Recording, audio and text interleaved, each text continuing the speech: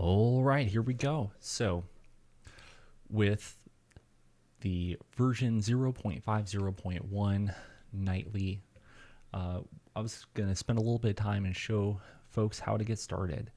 So the first step is you have to download MekHQ from the MekHQ website. For those of you who don't know, MekHQ is a BattleTech simulation, essentially, that you run on your computer. It's been around for about 20 years now, and it does a pretty great job of doing all of the background management for your mechs, as well as for running a campaign and everything else. And there's a great bot that you can play against. So to start out, I'm not going to do anything crazy. I'm just going to do a campaign with all base mechs, no custom mechs, no anything like that. We're going to start our own company, and we're going to see if we can't go out there and make some C-bills. Okay, so you start out, you hit new campaign, you get a really great loading screen that none of you can see right now. So go ahead and just capture the main screen for a second. So you'll get a pop-up. It essentially says, hey, welcome. There are a bunch of different play sets or presets that you can select. If you're pretty new to megamek, or you don't know what you're doing, or even if you played this a few times, honestly, I would just pick the new player preset. It tells you a lot of the differences that you can see here. And if you want to customize anything, there are tons and tons of customizable options that you can select going all the way through. You can select the name of your own company, what the start date is, all of your human resources stuff, and there are tons of subcategories within each of these larger tabs. So why don't we start off with a nice classic. A shout out to those of you who know where that comes from. If you're pretty new to BattleTech, you've never really played before, you've only played a couple of games, you're not familiar with a lot of the tech, there are a lot of different ages that you can play in. And I would encourage you to play in one of the earlier ages if you are very new to BattleTech. Down here at the bottom of this screen, you can see what a lot of the different ages are. The Ill Clan age is the newest one. There are a lot of new expansions coming out from the creators of BattleTech right now. A very classic time to play is in the clan invasion period. Very popular, lots of really fun mechs and new changes with all of the equipment. But if you are fairly new to BattleTech, I personally encourage you to play in the Succession Wars. There's not as much tech. The mechs are a little bit more balanced, I would say. The battles can tend to be a little bit longer, but I enjoy it. So for this one, we're going to play a pretty short campaign, maybe 10 to 20 sessions, and we're going to see how far we get. And we're going to play it in the early Succession War. Oh, actually, let's play it in the late Succession War. I love playing around the year 3000. That's pretty great. So there we go. And why don't we just kick it up to 2955? All right, confirm date. I'm not going to change a whole lot else. We can add our own unit insignia, doing whatever we want. We'll just do a nice H for hammer slammers. Unit camouflage. I always just like doing a fairly generic camouflage. And for hammer slammers, why don't we see if we can't throw a little background color on there? Yeah, there we go. That's not good. That's no bueno.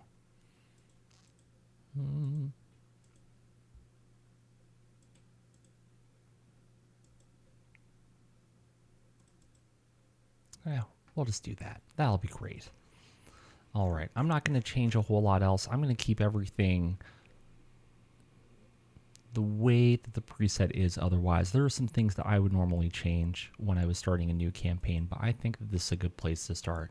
So StratCon, this was something that was brought about, I think, in 0.48, where, let's do this. Yeah, there we go. Let's straighten this out a little bit. Okay. I think it was about 0.48 or 0.49. They switched over to StratCon, which is I think a much better way to do campaigns, but I digress. So one of the new changes in 0.50 is political climate affecting how things are going. They also updated the personnel market so that it updates, I think, monthly now. It used to be that you would have one or two people show up every single day and you kind of cycle through until you got what you wanted. And so they're doing a lot of really great changes to this entire setup, and a lot of the UI changes are also really neat.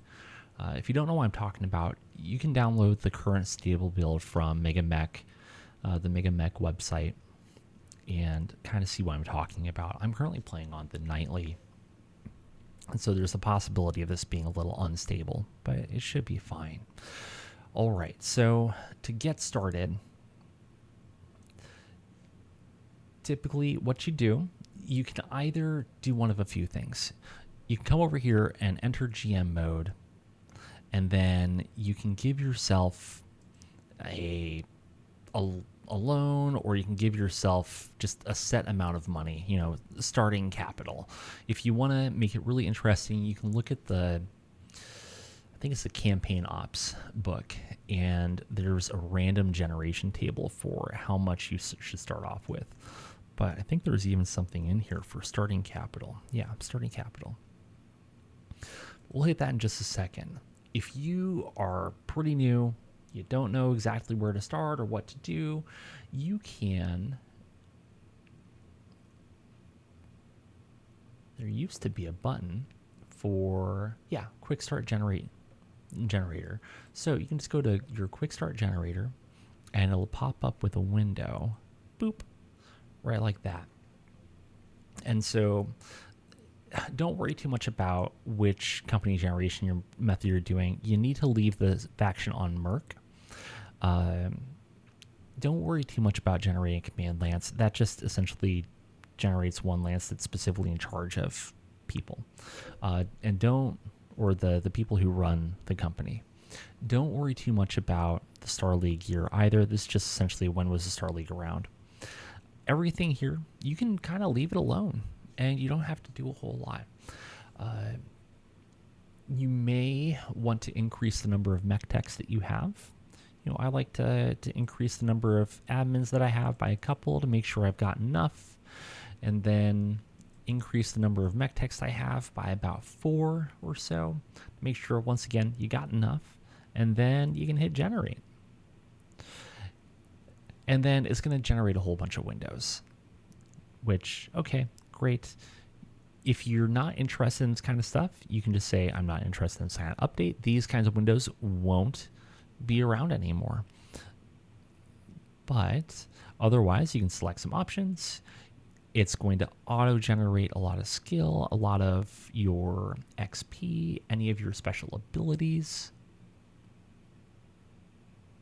So by the authority of the Mercenary Review Board, a division of Comstar, Hammer Slammers are hereby recognized as a bonded mercenary unit in full compliance with interstellar regulation and contract law. Your registration grants you access to license contracts, mediation services, and dispute protections under the aegis of Comstar's neutral oversight. As a bonded commander, you are now part of an institution that preserves order and accountability. Your actions will reflect not only upon your unit, but upon the greater trust that clients, government, and patrons place in Mercenary Review Board. Adherence to contract terms, expected violations, fabrications, or dishonorable conduct will be noted and addressed appropriately. Remember, while many may employ force, only those under the watchful eyes of Comstar may wield it with legitimacy. Essentially, if you work under Comstar, you're legitimate. If you're not, you're a pirate. We welcome you to the registry. May your services be profitable, your word unbroken, and your name remembered. All right, I am ready to serve with honor.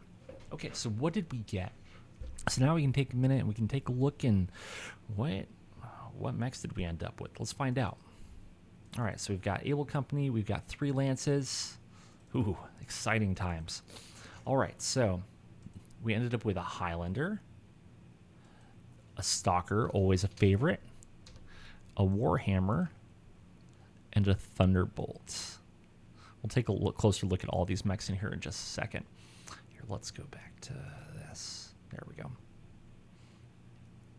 And then for Baker Lance, we've got an Archer, a Shadowhawk, a Blackjack, and a Rifleman.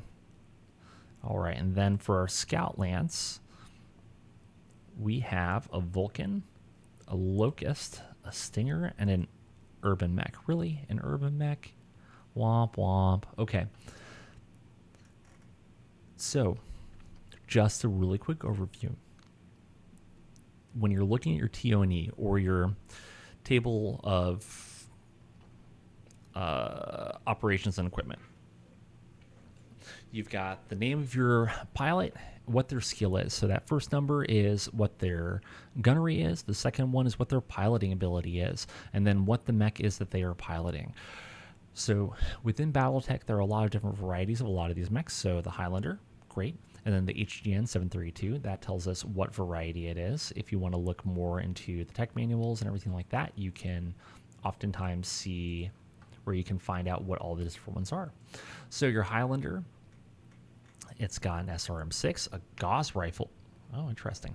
A Gauss rifle, an LRM-20, and a couple of medium lasers. And it's a 3.53, so it can jump a little. It can move slowly. Your Archer, it's got a pair of LRM-20s. It's got a couple of medium lasers to the front and a couple of medium lasers to the back. Your Vulcan, you've got machine gun, flamer, medium laser, and AC-2. And then your Stalker, LRM-10, and then or a couple of LRM-10s, SRM-6, a large laser, and 4 medium lasers. Okay. We can go through these again a little bit more here later. Yeah, the Urban Mech, it hurts me. I love the Urban Mech. It's great for defense. It's great for standing there and just shooting things. I mean, who doesn't love an AC-20 on just a pedestal? But not my favorite for this situation. But that's okay. All right. So why don't we go out and find some work, huh? How are we doing on money? 9.6 million C-bills. There we go. 9.6 million C-bills left over. Okay. Did they automatically assign...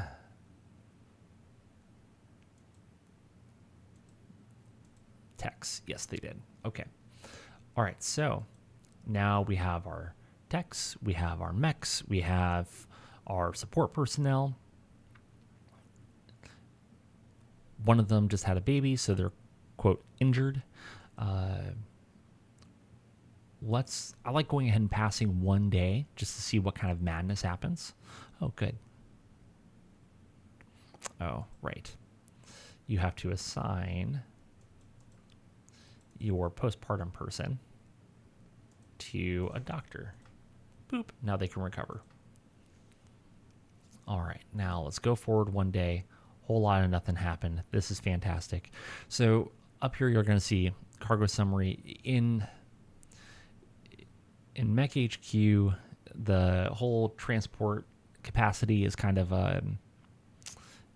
it plays into things, but not very much. The transportation you can always purchase and get to places. You don't need drop ships. You don't need anything like that. That's more for role play more than anything else. So let's come up here to marketplace and let's go to contract market. And with that, oh man, looks like we got quite a bit of stuff. So when we're looking at our contract market, the less reputation we have, the less money we're going to be making. So, oh my goodness. It's madness. All right, so overall, let's see if we can't do some of this. There we go. So much more betters.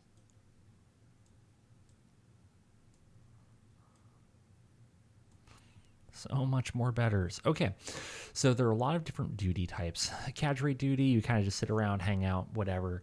Before we start that, when you're looking at the contracts, you're going to get an estimated amount of money that you're going to be making.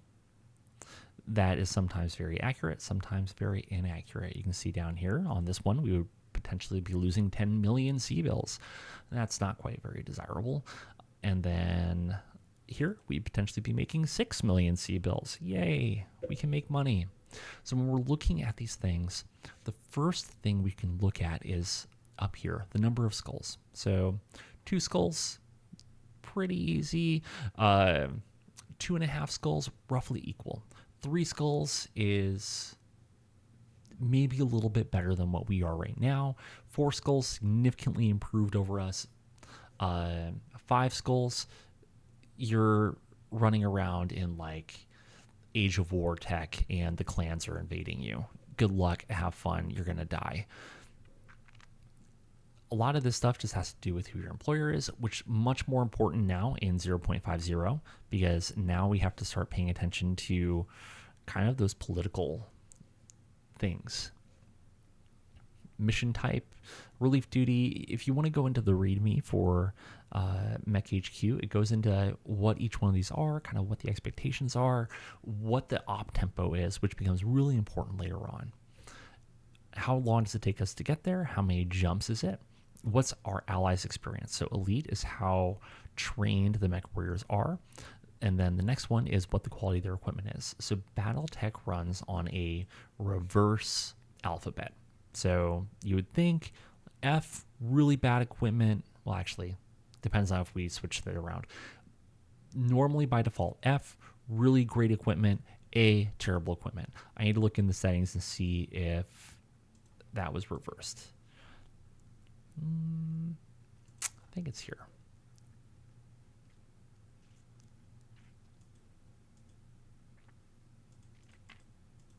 Nope, not there.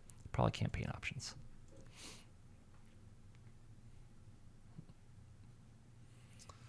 All right, so operations, not there. General, no. Nope. Nope. Nope, nope. Log? Nope.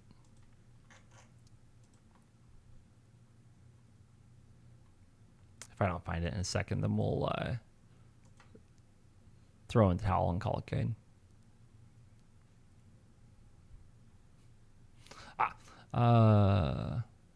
Yeah, so by default, F is really good and A is terrible. So C is middle of the road. If you want that reversed, you just come into the campaign options, logistics, maintenance, repair, maintenance, and then reverse quality names. So by default, F means really good. A means terrible. Your stuff is falling apart. It's rusty. It is not reliable. You should probably ask for a refund if the used salesman is still around. Okay, so where were we? It might have been this one. Who knows? No, it wasn't, but that's okay. So the enemy experience and equipment, they have really good equipment. They have very little experience. Our allies, they have quite a bit of experience and they have decent equipment. Overhead compensate, or how long is the contract? So 3 months. Overhead compensation. So how much of your overhead is being paid for by whoever is hiring you? Do you have to pay for all of your salaries and everything like that, or are they paying for it? Command rights. That is where, if you have somebody with you, are they independent from you? Are you just following what somebody else tells you to do? You know, you can kind of see some of the examples right there for what integrated means. Transport terms, so how much of your transport costs are they covering? Salvage rights, this is incredibly important. So after a battle, if you control the field of battle, do you get to hold on to any of the mechs or equipment that is left on the field of battle, or does it get turned over to your employer? Sometimes you'll see the salvage rights be for exchange. And what that means is that at the end of the battle, when you're all done, instead of you getting to hold on to some of that equipment, maybe repair it or sell it for yourself, kind of see what you want to do, instead they just say, we're going to take all the equipment, but we're going to give you 30% of the cost of what the equipment would be worth, we think. And that's it. And then straight support, this is essentially how much more they're giving you to cover your costs while you're there. So essentially an expectation of what is going to cost for you to be there in terms of ammunition and everything else like that, and that's how much they're covering. Finally, battle loss compensation. If your mechs are damaged or destroyed, then how much of that are they covering? So like, what does insurance cover? So on this particular one, they cover nothing. It's all on you, bro. Just good luck, have fun. And depending on what the skills are of your admins, you can renegotiate a lot of these things. And there are different renegotiation or different skills that allow different kinds of renegotiation. You can see that each of these two are negotiated by the same person, but this is negotiated by somebody different. This is negotiated by somebody different. And so coming down here, you can also see how many combat teams are required, how many elements are required. So kind of the same thing, but kind of different. It comes into play later. And then this is the breakdown of costs, earnings, everything else. Notice that transportation 2 ways.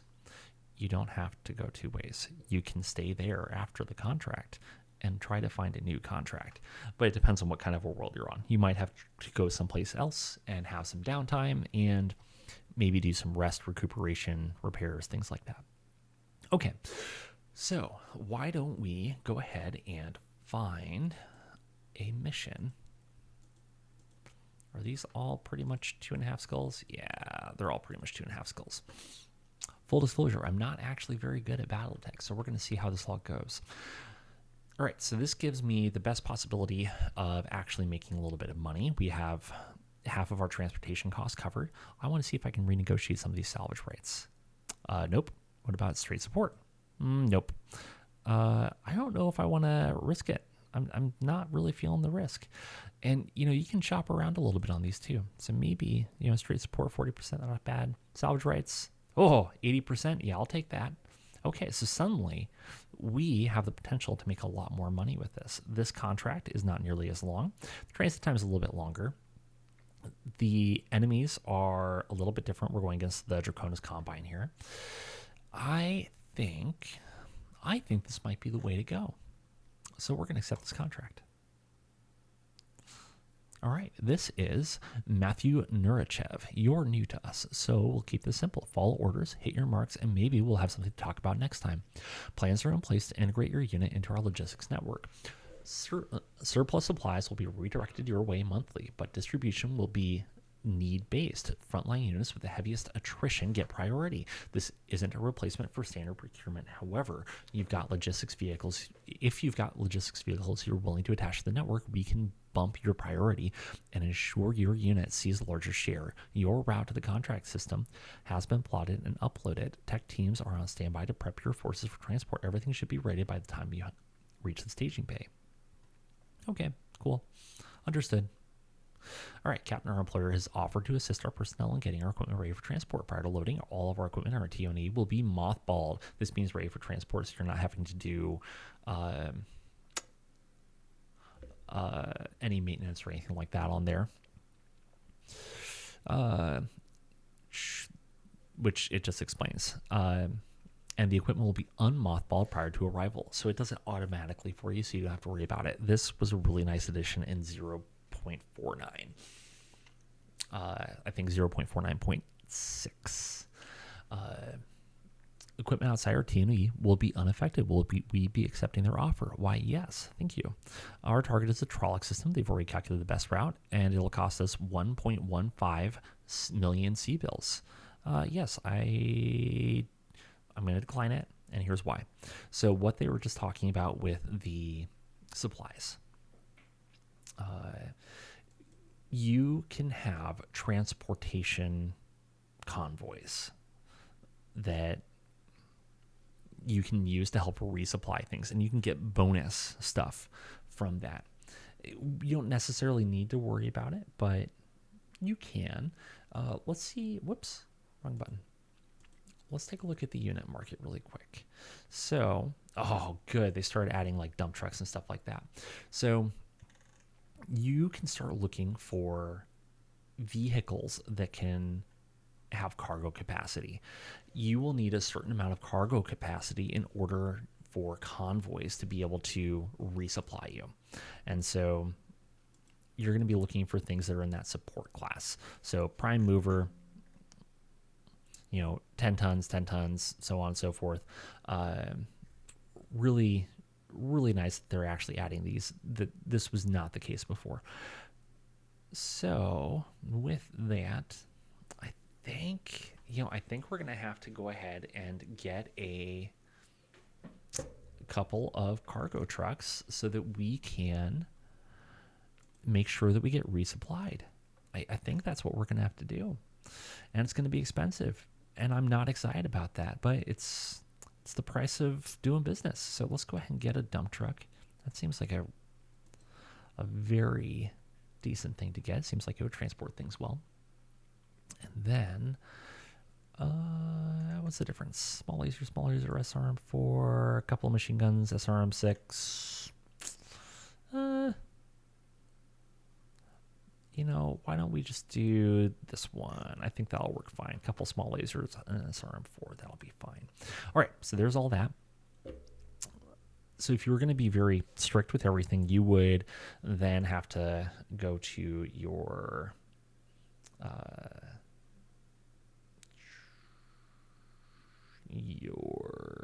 where is it? Where did they move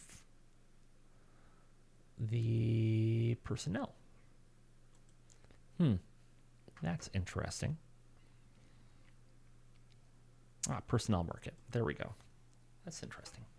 So I think if you were going to be very by the book, then you would have to only get people from the unit market. I think I'm going to try to do that. So I just bought 2 vehicles. Let's go ahead and get a couple of ground pilots. These are both green. They're not very good. That's okay. Let's recruit 1.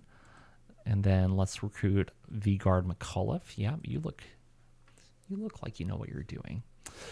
And then we're going to need some mechanics to work on these vehicles as well. So let's get a few mechanics. Because some of these mechanics are also going to have to ride in the vehicle. Yeah, we'll get an ultra green one. That'll be fine. A couple more, just for funsies. Okay, cool. There's that. I don't even know what professional means. Okay, great. MekTech green. Okay. So then we can go to our hangar. Dump truck. Assign personnel. Driver. Great. Vehicle driver. Okay. Assign driver. Great. We got a driver. Cool.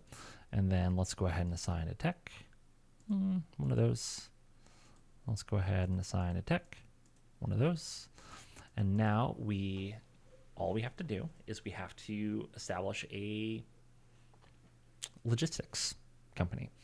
So we are going to add new force under Hammer Slammers, and we're going to call this log section. And within log section, we can add our medium support vehicles. Bop, right like that. Okay, and so you can see we got this little symbol right here. Down here, you can see factored into contract pay. Now, one other thing we have to do, we have to assign this as a support force. Change force type, make support. Actually, I think it has to be a convoy. So make it a convoy force right there. So now you can see the 3 little lines, convoy force. Okay. Last but not least, let's go ahead and mothball these bad boys.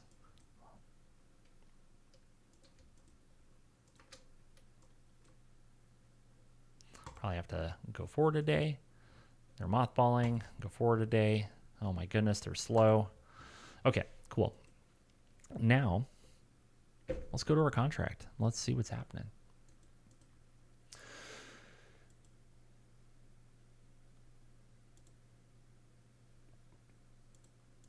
There we go.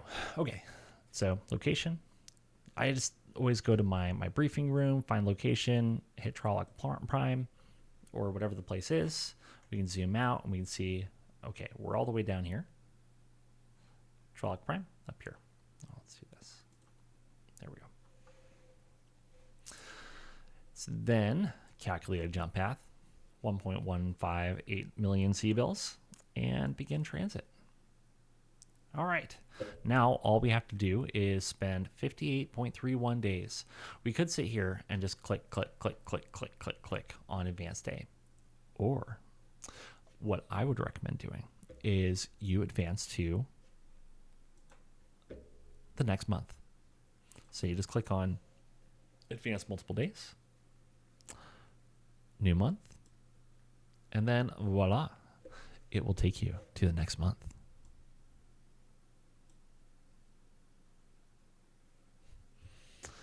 And ta-da, we can see a breakdown of all of the things that have happened in the last month, starting at the top. Congratulations. Oh no, personality break, rut-row, they went a little crazy. That is unfortunate.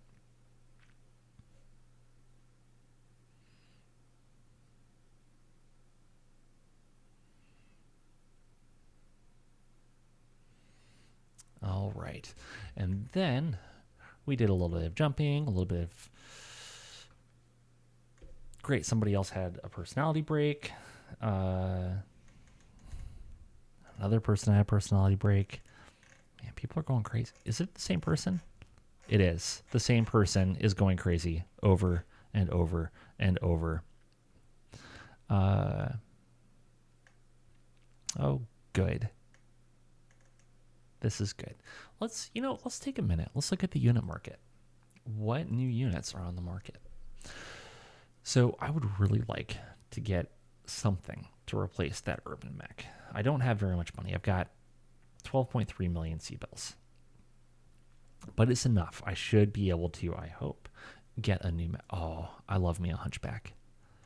Everybody had, but it's not the good hunchback. Oh, man. So my favorite hunchback, instead of an AC-10, has an AC-20. You just run up, you shoot things in the face with the AC-20. Downside is you only have 5 shots. But everybody has a soft spot for a mech that other people think is stupid. The hunchback is mine. I love me a hunchback. All right, what about a Shadowhawk? I have one of those. I'm not a popular opinion. I'm not a huge fan of Shadowhawks. I think they're overhyped.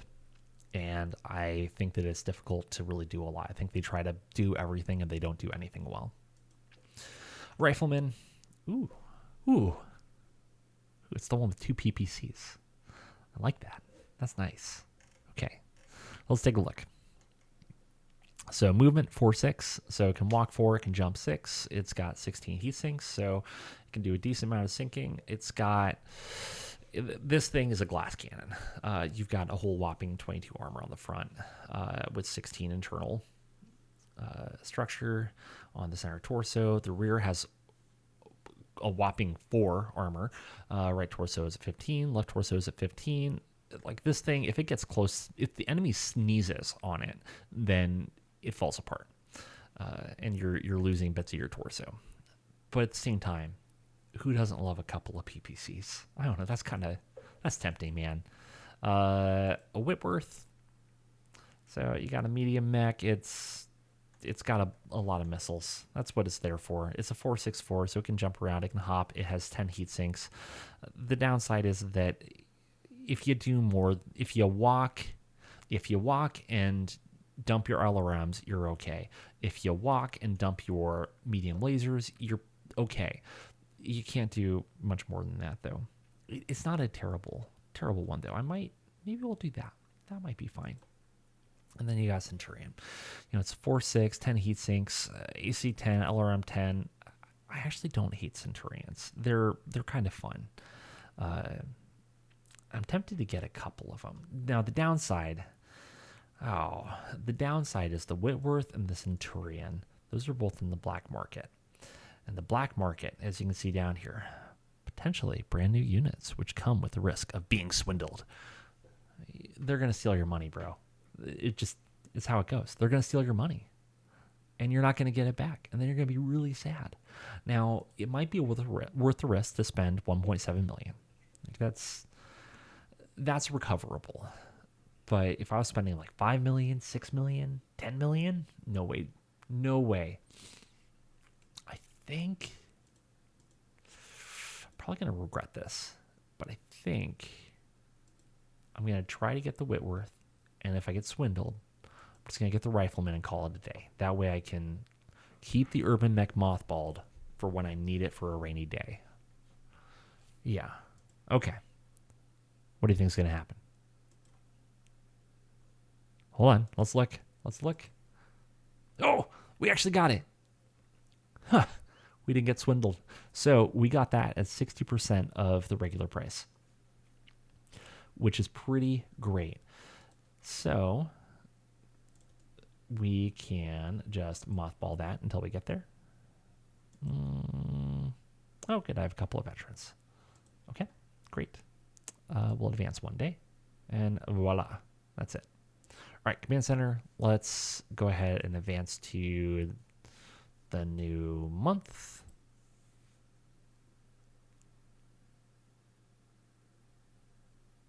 All right.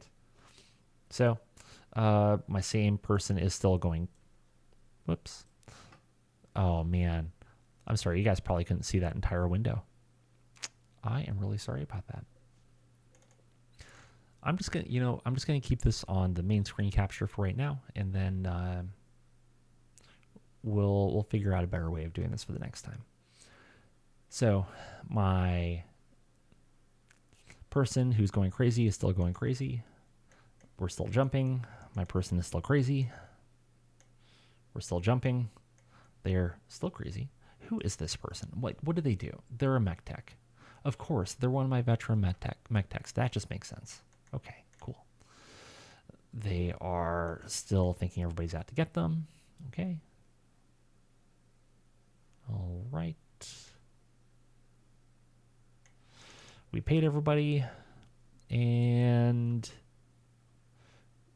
we still have one jump remaining. How much further are we? I never know a good way to see how far we are from where we're going. But, oh, not very far. Let's go ahead and advance a day or two. And we're in the destination system. So we're 1.3 days from the planet. Let's take a look at any new units that are on the market. Okay. So we've got an Archer, a Griffin, a Trebuchet, a Wyvern, a couple more Trebuchets. An Enforcer, which these are just fun, man. I love Enforcers. Most medium mechs are just such a trade-off for everything that they are just so quirky. But I do love Enforcers. It is not hard to cook them. So they're a 464. They have a little bit of ability to jump, 50-ton mech. They have 12 heat sinks. They've got an okay amount of armor. As long as you're not shooting them in the back, they've got an okay amount of armor. They've got a large laser on the left arm and AC-10 on the right arm, and then a small laser on the left torso just for funsies. Absolutely useless, but you know what? Just for kicks. If you do a full alpha strike on it without walking, you can cool down. But if you walk and do a full alpha strike, then you're going to be gaining heat, which is fine. I love Enforcers. I might get that. It's always nice to have a couple of mechs in backup just in case something bad happens. All right, and then we got a couple of Warhammers, which are just a classic. So Warhammer Heavy Mech. It's a 4.6, 70-ton mech, 18 heat sinks, total of 160 armor, 107 internal structure. Decent amount of armor. It's really funny. You look at the Enforcer, and it has in the torso almost as much armor as a Warhammer does. It's hilarious to me. But anyways, 2 PPCs, some medium lasers, some small lasers, a couple machine guns, SRM6. These are just fun. They do a great job at a standoff fight. They do a great job. They do a pretty okay job up front. But if you're firing off both those PPCs over and over, you're going to gradually cook. But sometimes it's okay. Sometimes you got to do what you got to do. And then if you're walking up to somebody, you can alpha strike them, but their alpha strike close up isn't great. You're dumping a couple of medium lasers and then an SRM6 with not phenomenal damage potential, but not terrible. But I think I've got some money to spare. It'll be fine. You know what I forgot to do before we came here? I forgot to check our backup supplies. Okay, so let's go ahead and get the Warhammer. Nothing could possibly go wrong. All right, really quick, let's look over at the warehouse because I think I'm about to be really sad. Okay, so the warehouse is where you have all your stuff that you could possibly need to repair your mechs. And I should have checked this before we came here. But we've got 64 Gauss rifle shots. Great. That's really going to last long. A bunch of LRM ammo. Ooh, one thing that I always like checking because otherwise it just doesn't make sense. So if I remember correctly, MekHQ defaults so that your LRM-10 ammo has to be used for LRM-10s. Can't be used for LRM-5s. Cannot be used for LRM-15s. Don't ask me why. That doesn't make sense. It's stupid, in my opinion. But that's the default, if I remember correctly. So logistics, maintenance, repairs. Is that where it is?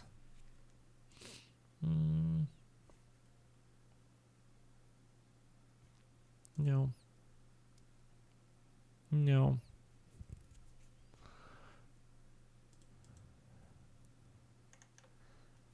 Let's see here. You would think they would be in here.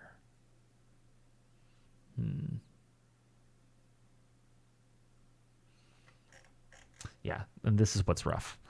When you order something on site, your delivery period is measured in weeks.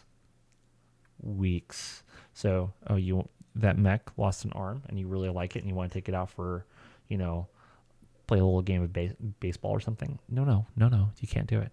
You can do that in a week or 2 or 3. And then your tech messes everything up and it breaks the arm. And then you have to order another one. I'm not bitter at all. It's fine. Okay, maybe it's under operations. Aha, this looks potentially promising. Nope. That's a big negative. All right. Market systems. Nope. Nope, not there. Wait, actually. Nope. If I don't find it soon, then we'll just move on with our lives and I'll suck it up again. All right, general. No.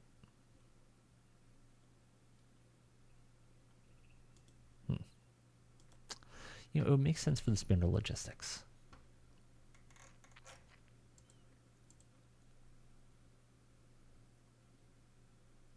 Use ammo cross compatibility. Okay. No, I was wrong. So by default, you can use whatever kind of LRM ammo with any kind of LRM and vice versa for everything else. Okay. Cancel changes. Okay. So do we have any medium lasers that are stocked up? We have 9. Okay, cool. It looks like we have a decent amount of stuff. How much armor do we have? 821. Honestly, I think that we probably need more.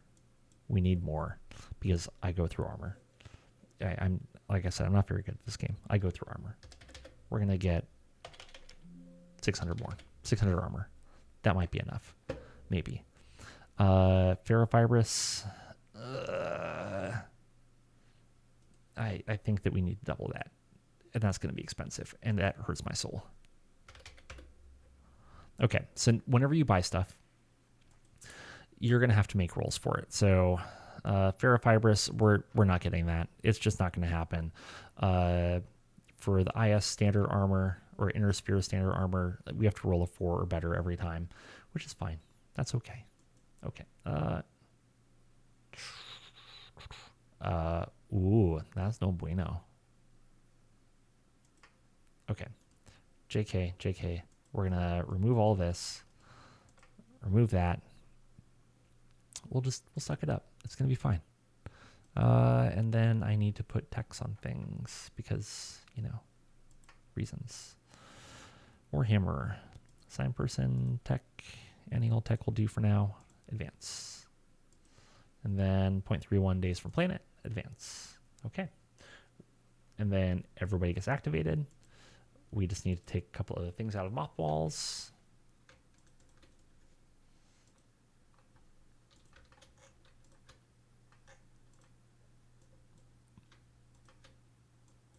Okay, there's that. And then, boop, everybody's activated and ready to go. So let's go ahead and assign tech. I always like assigning... we'll go ahead and assign that guy. It's fine. All right. So with that being said,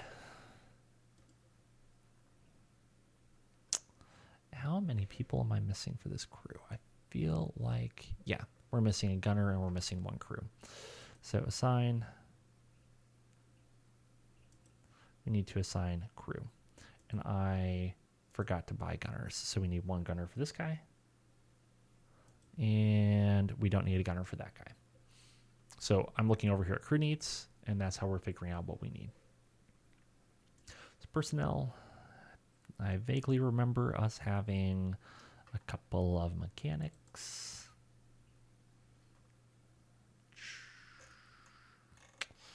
Let's see here. Mechanic. Vehicle crews? No.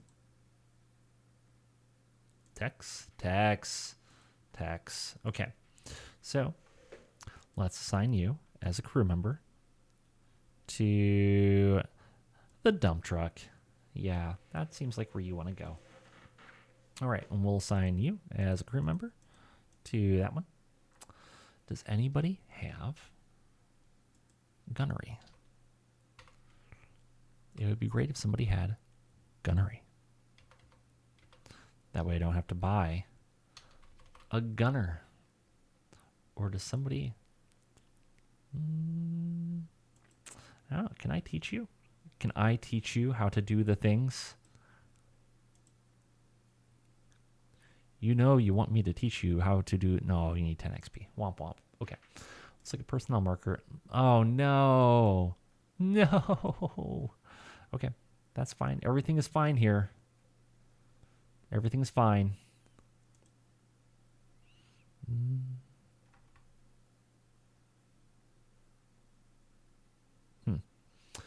Okay. I am sad now. It's fine. We don't need a gunner. They don't need a gunner. It'll be fine. Everybody will be fine. Just don't ask questions. Okay. Now then. So here we are. We are on station.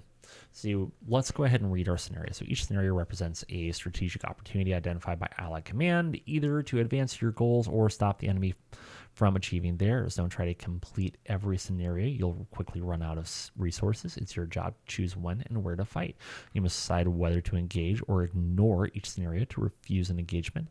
Simply advance the day past scenario's scheduled date. But be warned, refusing a scenario counts as a decisive defeat for enemy morale calculations. If you have already deployed forces to a scenario but then refuse to fight, it only counts as a normal defeat. This is because the enemy must still account for your presence, limiting their strategic options, a concept known as a fleet in being. Okay, so campaign victory points in StratCon. You must end a contract with a positive CVP score. You'll be able to see what your CVP score is on a different screen. So you get 1 CVP for each successful turning point scenario, -1 for each turning point loss. In crisis scenarios, -1 CVP for a loss or a draw. No CVP is a word for a win. Kind of unfair, but that's okay. Okay, upon arrival, blah, blah, blah, blah, blah. So, yeah, this is nice. It tells you all the different combat rules, which it didn't used to. So frontline enables support with minefields for infantry if available. Front maneuver and auxiliary increase the chance of a successful reinforcement. Training allows veteran units to train subordinates. Patrol increase the radius of hexes that will be revealed when deploying to the area of operations by 1. You'll never be ambushed by enemy forces unless deployed to a hex still covered by fog of war. Will not scan adjacent hexes if deployed to a scenario. Auxiliary, also used to assign leadership units. Bonus units deployed based on force leaders' leadership skill. Ooh, tongue twister. Forces assigned to this role cannot be directly deployed to scenarios and reserve its default role. Forces here cannot be deployed and are ignored for combat purposes. So then you also have support points. In StratCon, you earn support points when you accept a contract and periodically during the contract based on the administration skill of your admin transport personnel. Support points represent your employer's willingness to assist your operations. You can spend them in 3 ways: requesting additional air and ground cover, making it possible and easier to reinforce scenarios, exchanging influence in mercenary auctions to acquire units for free, convincing wandering Ronin to join your cause instead of siding with another ally. Use these support points wisely. You don't want to be caught needing reinforcements with no employer support left to spend. And then reinforcing scenarios, we'll jump off that bridge when we get there. Okay, so what are we talking about this for? Well, this is the map that we're playing on. The further we get on in the game or into a campaign, the more and more, or the larger an area we might be playing with, and there might even be a time where there are multiple maps that we're playing on. You have to split your time between all of the different maps. And so over here on the right side, you can see we've got our strategic objectives. So over here, we can manage our SP and CVP. Really nothing to do. It's all like GM stuff. Up here at the top, you can see what we're doing.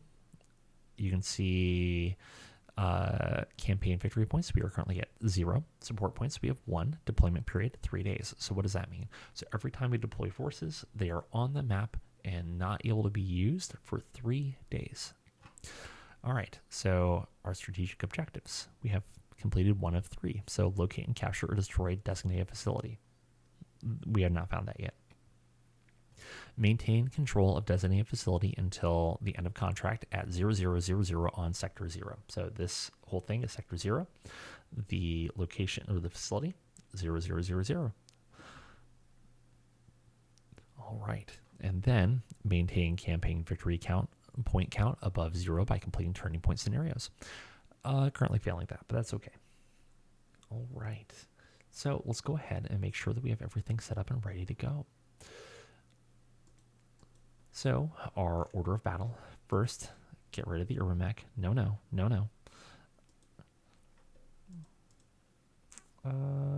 I just want mechs. Urban mech. I want to. Which pilot is that? Sergeant Mariana Token. We're going to grab Token. Mech Warriors. Where's Token? Mariana. There she is. Okay. And then we are going to assign a unit. None. Hangar. So let us, because that is kind of our scouting lance. So that's our scouting lance. It's a light lance. I think that we have enough. Yeah, we're low on tonnage. We should be able to add a 40-ton mech without too much of a problem. So let's go ahead and assign a pilot. Boop. And then we're going to assign this to Charlie Lance. Add unit, mech, medium, Whitworth. Yay. Oh, great. Why is our lieutenant ultra green? They're a terrible pilot. They're a 6-7 pilot. They're going to fall over when they stand up. This is no good, but it's okay. Everything is fine. All right, so for Able Lance, we've got a Thunderbolt. Which is fine. We've got a Warhammer. We've got another Warhammer in reserve, right? I just bought one of those. Yeah, got another Warhammer in reserve just in case. We've got a Stalker, which you gotta love a Stalker. They're goofy little mechs, but you gotta love them. And then we've got a Highlander. Okay, so what I am probably going to do, let's go ahead and in our area of operations, oh no, briefing room. So Able Lance, you're going to auxiliary. That way, as we have seen here, auxiliary, assign leadership units. Okay. And then we need one on front line. So we're going to put Baker Lance front line. Yeah. Oh, hold on. Wait, I was about to make a mistake. No. Reserve. Able Lance. You know, we'll do that in front line. And then we'll do this. We'll have Baker Lance patrol. And that'll be fine. No. Maneuver. You'll maneuver. You're going to patrol. And then we're going to start patrolling. So we're going to deploy Charlie Lance right there. And we're going to look around. There's not anything there. This is fine. So right now, our scenario, we are starting today. 0305. That's yesterday technically, but fine. And we have to go to 0705, which I think we can manage 4 months of this. Okay, so we'll advance a day. Nothing happened. We'll advance another day. Nothing happened. Charlie Lance came home. This is good. Overall, what we're going to be doing is we're going to be looking for trouble. Whenever a scenario comes up, it's going to pop up down here, and we're going to figure out what the heck we're going to do with it. But I like to know what's going on the map, so I'm going to keep on pushing out patrols. But we have to be careful, because with the lieutenant in charge of Charlie Lance, their leadership kind of blows. I mean, they just kind of suck all around. They're going to get better one day. I don't know when, but they will. They're going to get better. But right now, their Lance is going to be in danger of developing a lot of fatigue, which we'll have to keep track of. And then when they develop fatigue, they'll have to rest in order to get rid of the fatigue. But for right now, they get a patrol. They have to suck it up. All right. Still, whole lot of nothing. Whole lot of nothing. But hey, there's water there. Isn't that neat? Okay.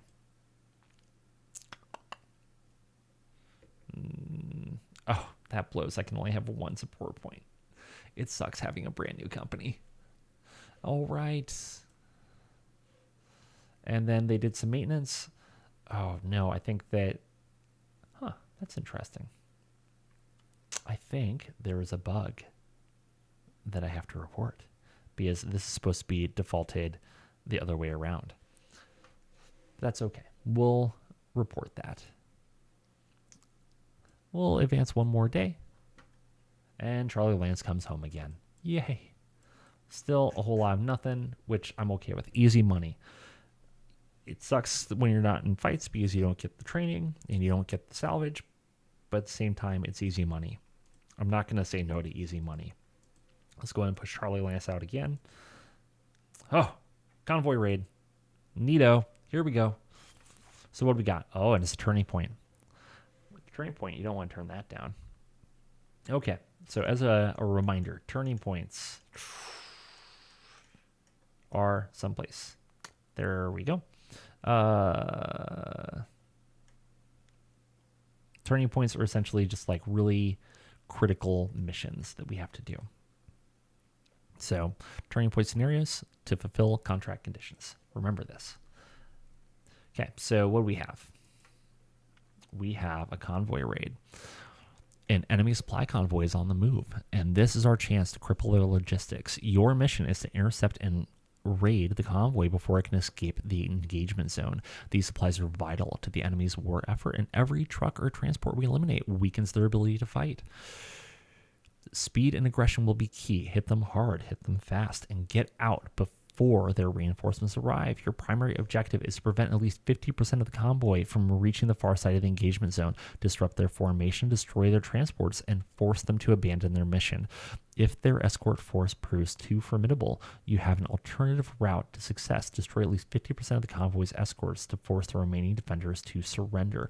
With their protection shattered, the convoy will have no choice but to stand down. The more convoy units that survive, the greater the spoils. Disabling transports instead of outright destruction may increase salvage potential, but that is a secondary concern to stop the convoy itself. However, do not linger. The enemy will respond quickly, and we will not control the field once the battle ends. Execute the raid with precision, neutralize the targets, and withdraw before the enemy's full force arrives. The enemy force appears to be poorly equipped. Your employer has deployed you alongside an integrated force. Tank base. Additional allied ground armor forces are approaching the area. So important things. You'll have to remember this at the end of the match, but right here. We will not control the field of battle once the battle ends. There will be a question at the end of this battle. Did you control the field of battle? We'll have to say no. No, we did not. Okay. Well, there's nothing to it but to do it. So we have to engage them on the 17th.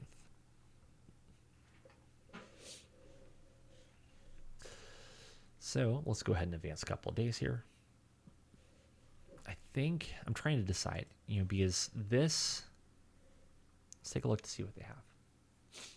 So our allies are the Lyran Commonwealth. They're going to be bringing a Thunderbolt with a great pilot and a Longbow with a legendary pilot. 1-2. What's better than that?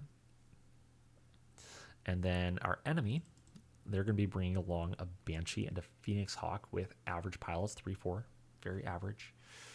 And then the convoy, they're going to have a lot of stuff that's all 4-5, 4-8, things like that. This is faster moving stuff. And so I think if I bring my Able Lance or my heavy Assault Lance, they're never catching up with any of this stuff. They're just going to be chasing along behind them, and then we're going to be really sad because we're not going to catch anything, and then we're going to lose this. So I think the best thing for us to do is going to be to swap you over to front line. Hold on. Let's take a look.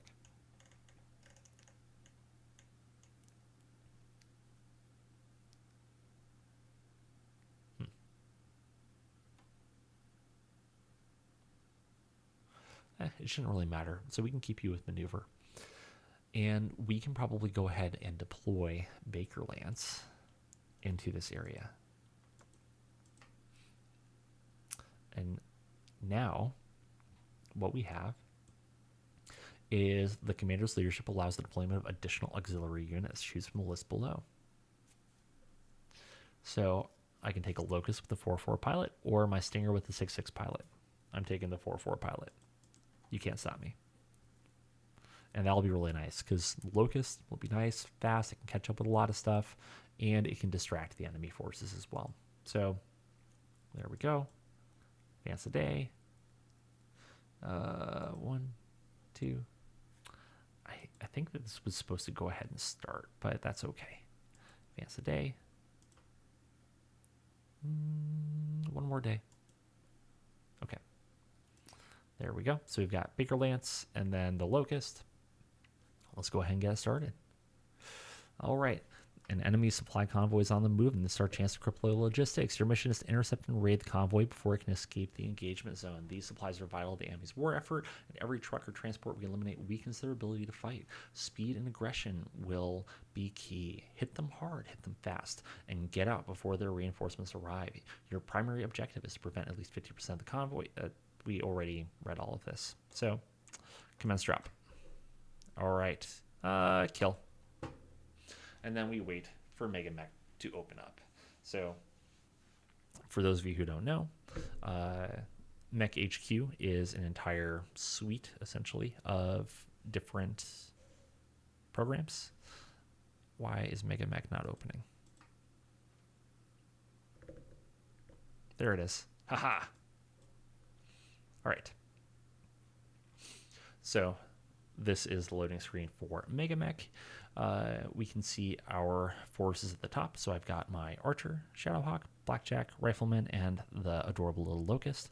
My allies are bringing a hawk hover tank, an armor personnel carrier, a vedette medium tank, a Manticore heavy tank, the thunderbolt, and a longbow, which I'm not a huge fan of it, but that's fine. They're going to be the ones playing it, not me, I think. And then we have all of these forces to contend with as well. Let's go. Oh gosh, I have to reset all of this. Stand by. It makes me really sad when I hear all of those annoying little sounds. Game options.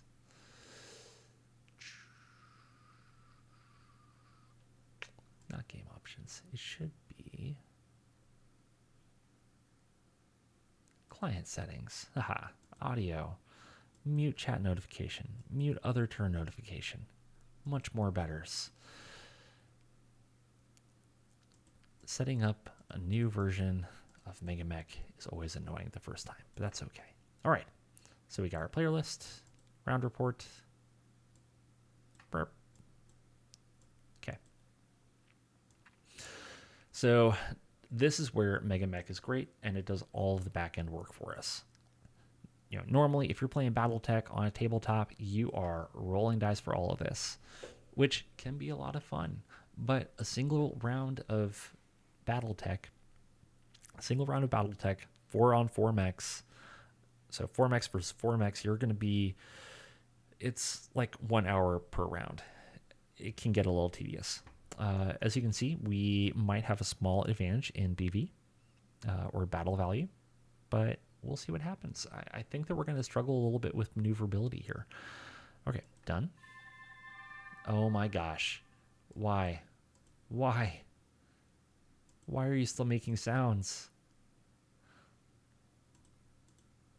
It's because I unchecked the things, and I need to not uncheck the things. Okay. Cool. Let's see if that works now.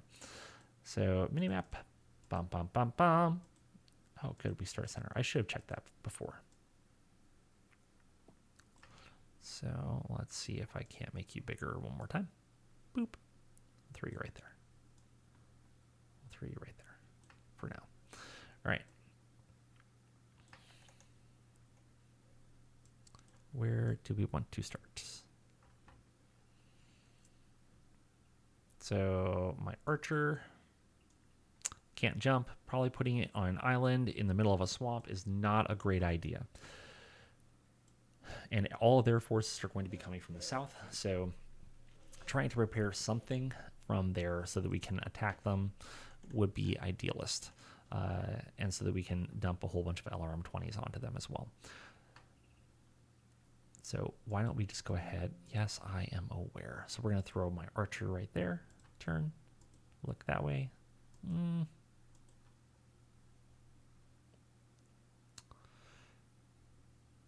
Yeah, that's not going to work so well.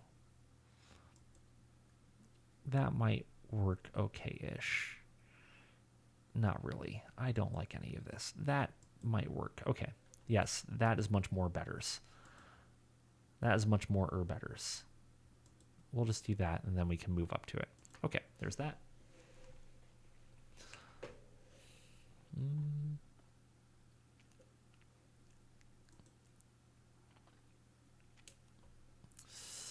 I think we're just going to have to... Oh, man. I think at the end of the day, we are just going to have to see what they do. And hopefully we can adapt and overcome. Shadowhawk. The challenge is I'm going to have to see out of all of this garbage. Otherwise, we're going to get bogged down and we're just going to die. Or have a bad day at the very least. All right, let's turn. Nope. Turn. Deploy. Rifleman. Oh, I forgot I had a rifleman with me. That's exciting. That is very exciting. Um,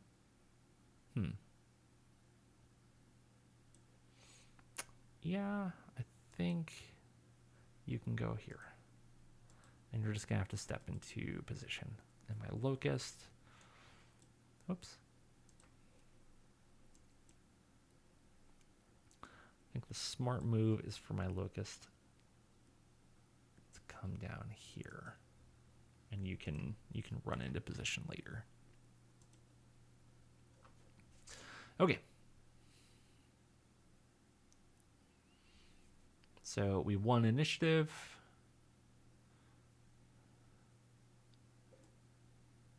I think, right? Yes?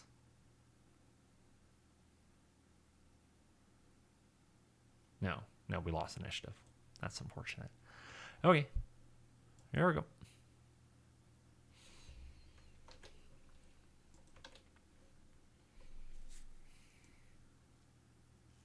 They are all over there. So, I mean, the big thing here is going to be, oh, I didn't even realize they'd have, the big thing here is just going to be disabling all of this crap. If we can disable their mechs, then that would be wonderful. If we can't, I'm not going to fret at all.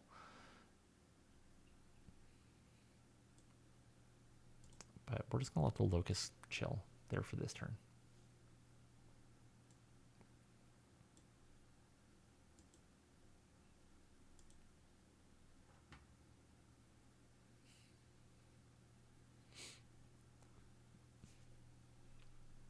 All right, let's take a look-see here. I think the smart move.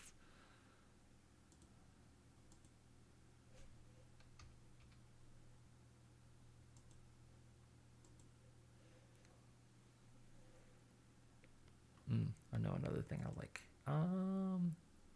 View, show possible moves. Yes, much more or betters. Okay. So that should be fine.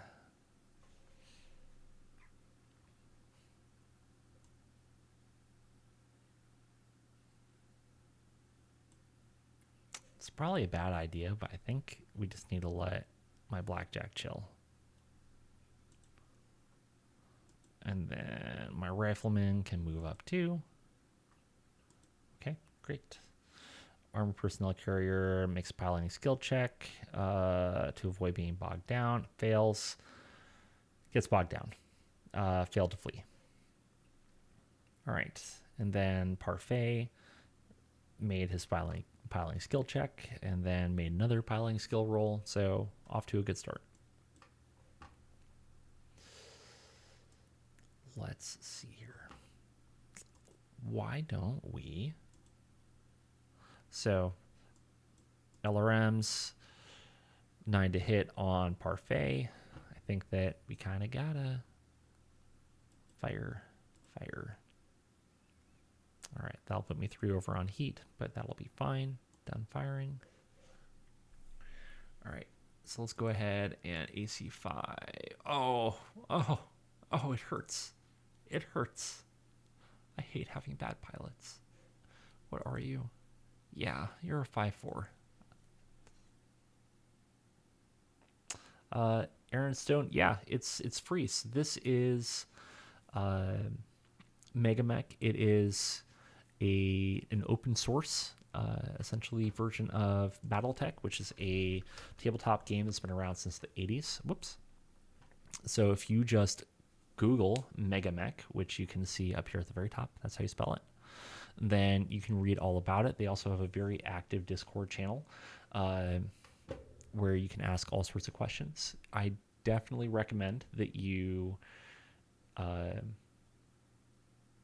if you want to try this game, I recommend that you have an understanding of what the rules for BattleTech are.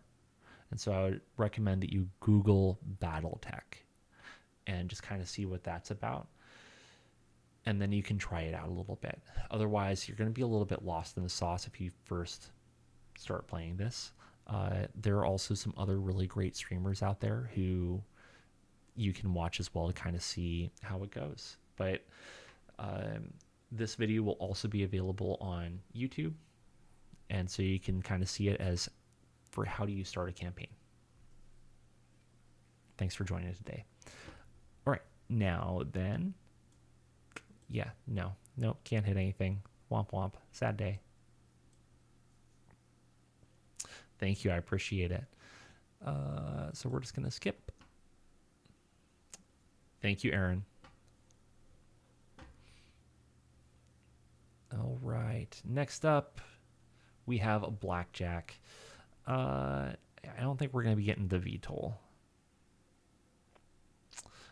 So I'm hoping that I will be able to go live on Mondays, but my job has a very erratic schedule, and so it's just gonna kind of depend just a little bit on what I am doing at any point in time. And I'll try to make sure I'll get social media up so that I can also post while I'll be going live. More to follow. Okay, so let's see what we can do here. I would really prefer, so we can do sevens. We can do sevens on the Banshee. Or heavy tracked APC, we can do eights. So I think it's going to be better to go for the heavy tracked APCs and hope that we can get a couple of disabling shots. So fire, skip, fire. So I got my AC2s firing. You're done. Just for funsies. What are you? You're a 10 to hit. No. Okay, 9s to hit on the PPCs. Let's get toasty. I think we need to get toasty. Not right now, Aaron. Thank you, though. So, fire. Skip. Fire. Do I really want to go over by 5? No. We'll hold off. We won't get that toasty. And then skip on the locust. Okay, what do we got? So, Banshee fires a PPC at the rifleman, misses. Fires an AC5 at the rifleman, misses. My archer, LRM-20 at the Phoenix Hawk, needs a 9, rolls an 8. Sad day. Next LRM-20 at the Phoenix Hawk needs a 9, rolls an 11. 12 missiles hit. Whoop, whoop. Okay, so we get 5 damage to the right arm, 5 damage to the left arm, and then 2 damage to the right torso. Yeah. All right, and then blackjack, AC2 at the heavy tracked APC, hits the front right. Doesn't do a whole lot, but that's okay. And then also hits on the left side, chance for motive damage, but nothing. It's still active. And then for the rifleman, needs a 9, rolls a 9, hits the Banshee with the PPC. Great. This is good. This is very good. Now comes the key question. Do we just stand there and shoot at them? Or do we move around and see if we can get some evasion up? I think probably...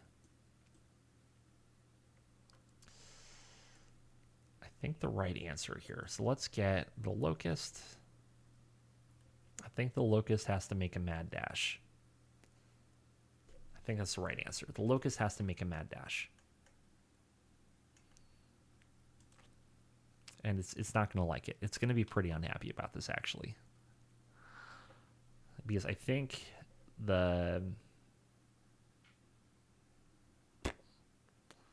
that's a really bad idea. The locust is just going to die if I have it make a mad dash and keep on doing what it's doing. That's okay. That's fine. We'll figure it out. Really, I should just ignore this guy. So that's what I'm going to do. We're going to ignore him. And if I come here, and then are we within range? Not great. Okay, you're just not going to fire this turn, and it's going to be fine. Or next turn. You're not going to fire this turn or next turn, and that's okay. So instead, why don't we do this? All right, and then Shadowhawk. What do we want to do with our Shadowhawk? Because it's definitely not dealing with the VTOL that just flew away. I think the right answer... Well, there's not a right answer. There's not. We're just going to come over here. We're going to join the island. It's going to be great. And the rifleman, you're just going to stand and fight. Stand and do your thing. Same thing with the blackjack. Nothing could possibly go wrong, right? Right? Nothing could possibly go wrong. Okay, so armed personnel carrier tries to break free, succeeds. Phoenix Hawk does things and it succeeds. Phoenix Hawk does things again and it succeeds. It's walking through water. Not to be confused with walking on sunshine. No, no. Oh, man. Okay, so the question of the day. I mean, there is no question here. I've got an 8 to hit on the Shadowhawk. It's stuck just slogging through water. Our real only choice is to shoot at a Shadowhawk. Shadowhawk? Phoenix Hawk. Phoenix Hawk. So a couple of LRM 20s just to say hello. It'll be fine. Just, I have a present for you. A little delivery. Okay. Shadowhawk. This pilot is an idiot and terrible, but it's a 10 to hit. So AC 5, sure. Your long range for the LRM 5, 10 to hit. Let's go ahead and hit it with that too. We've got the ammo, we've got the heats. So you're done. Then blackjack. Hold on. Wait. Oh, no. Okay, a couple of AC2s. Like, it's not even worth shooting at the Banshee with the AC2s. Why would I bother? I mean, these guys are just stuck there. I feel bad for them, but what are you going to do? Fire. Fire. You should have thought about that before you tried to take wheeled vehicles over an ocean. That just seems like a bad move. Okay, and then PPCs. I could shoot the Banshee, but I should probably just go ahead and take out the convoy because that's the primary target. So why don't we deal with the assault tank? Fire. And there's no point in getting hot right now. So you'll be all done. And then we'll skip that. Okay, Thunderbolt shot at the transport, missed. Archer, LRM 20 Phoenix Hawk needs an 8, rolls a 5. Needs an 8, rolls an 11. 12 missiles hit. Critical hit on the center torso, but no effect.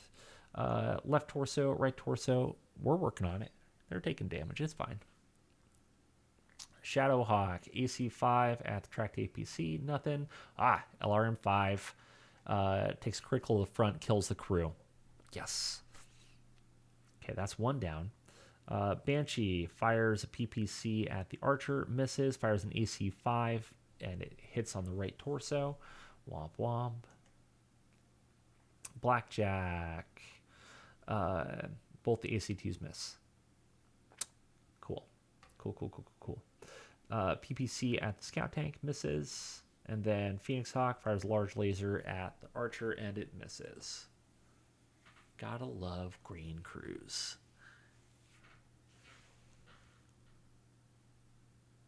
Okay, next. Okay.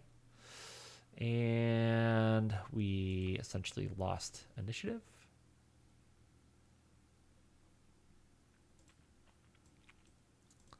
So Locust, I don't know what to do with this thing, man. But just get out there and distract somebody. Do something.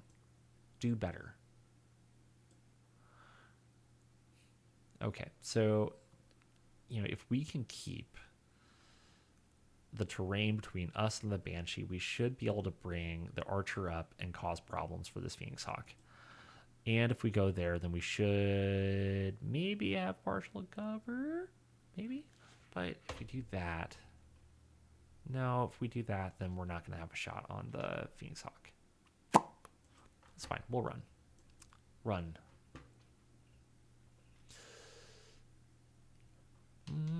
My wonderful Shadowhawk. How are you today? So, for the Shadowhawk... Yes. Wait, no. No.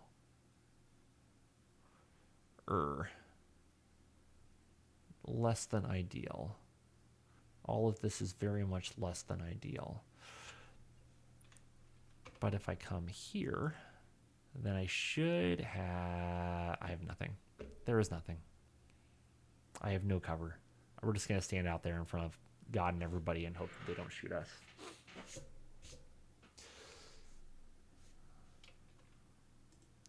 But if we're going to do that, we might as well just stand on the pinnacle, stand on the peak, and hope for the best.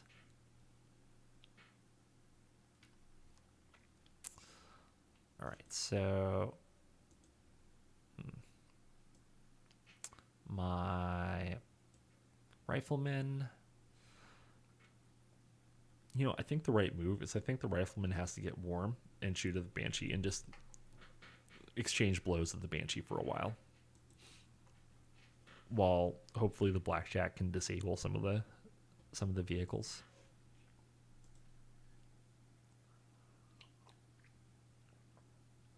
All right, everybody succeeds on their movement. That was not what I was hoping for. And I also just realized that my archer is at 9 heat. I have made mistakes.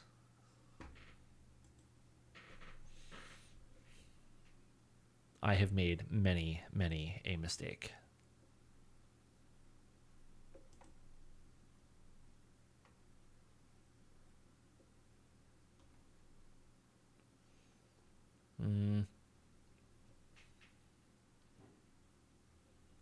Oops. What just happened? There we go. All right. We're going to risk it for the biscuit. We're just going to shoot a little present at the Shadowhawk and hope for the best. Or the Phoenix Hawk and hope for the best. No, I don't want to do an aim shot. Let's see here.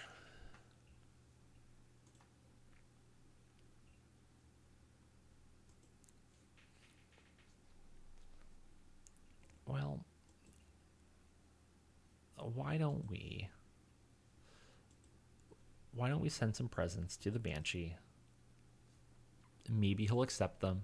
Maybe he won't. Just this one turn. Let's have everybody send a lot of presents to the Banshee. I think he's feeling lonely, left out. That's why he's saying hello to our archer. And so we just need to show him that we care and that we're still here for him and we understand his feelings in the most aggressive way possible. Okay. Right. Banshee shoots PPC at the archer, misses. AC5 at the archer, misses. Archer misses the LRM 20. Womp womp. Okay. Shadowhawk, AC5 at the Banshee, misses. LRM 5 at the Banshee, hits, but hits the left leg while he's behind partial cover, and so nothing happens. Phoenix Hawk, large laser at the archer, misses. Blackjack, AC2 at the Banshee, hits left leg, no damage. And then hits again, hits center torso, and 38 armor is remaining. That's it. Just 38 little armor. Rifleman. Huh? I thought I was... Apparently I aimed at the wrong thing. I aimed at the wrong thing. I shot at the Skulker wheeled scout tank again. And the darn thing took a PPC happily and just kept on rolling. Okay, so my archer's at 5 heat now. Rifleman's at 4 heat. I need to let a couple of these things cool down.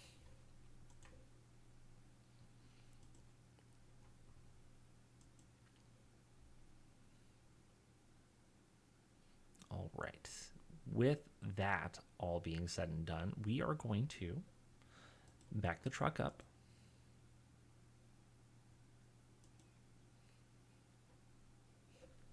Just back the truck up once and hang out for a minute. The Shadowhawk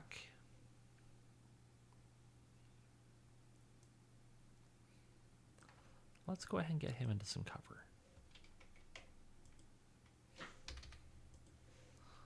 Let's get him into some cover. See if we can't avoid him just immediately dying to everyone and everything. Unfortunately, I'll have some shots on the Phoenix Hawk maybe.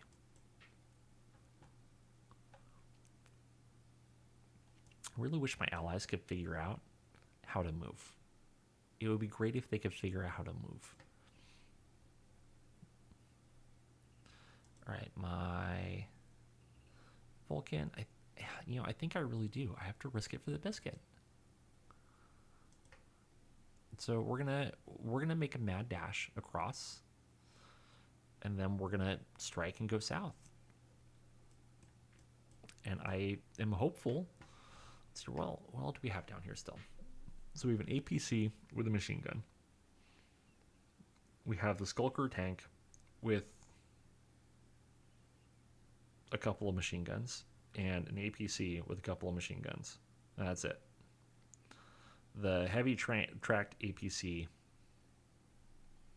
has a bunch of machine guns. So overall, we have a bunch of machine guns, which, don't get me wrong, that can tear apart a Vulcan. Whoops. That can tear apart a Vulcan without it trying very hard, but it'll take a minute.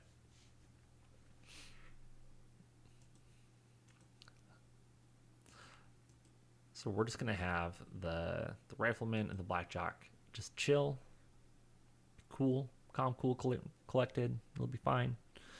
Everybody succeeds with their movement. The transport fled off the field of battle. That's okay. All right. And then Archer is going to chill. Locust is going to chill. Rifleman. You're going to fire one PPC, just the one.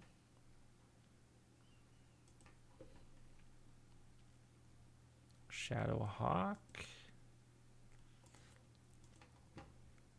That's an 8 to hit. I'll take that. And an 8 to hit. I'll take that. And then for my blackjack, let's see if we can't get the Skulker all the way out of the fight. Maybe. Here's to hoping. Done firing. All right, so Banshee. PPC misses. AC5 misses. Thank goodness. Rifleman. PPC at the Banshee. It hits. Left torso. That is down to 10 armor. Wouldn't it be great if we could get a couple more left torso hits? Phoenix Hawk misses with the large laser. Shadowhawk misses with everything. Blackjack misses with everything. Volume is a quantity of its own. Okay, everybody's heat is finally gone.